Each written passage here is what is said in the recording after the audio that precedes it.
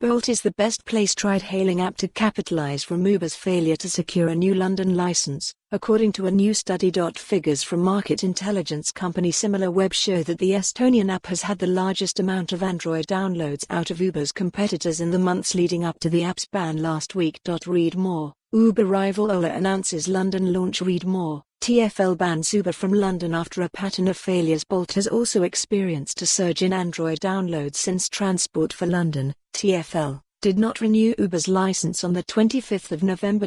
Bolt's daily downloads nearly doubled that day from 5,778 to 10,894, and have stayed around that mark since. French ride-hailing app Captain saw a similar increase in daily downloads, going from 3,274 to 8,901 on the 25th of November. A Bolt spokesperson said, "We stand ready to take over as the first choice provider in London, if it comes to that, and we actively strive to achieve that position, as we have done in many of our European and African markets."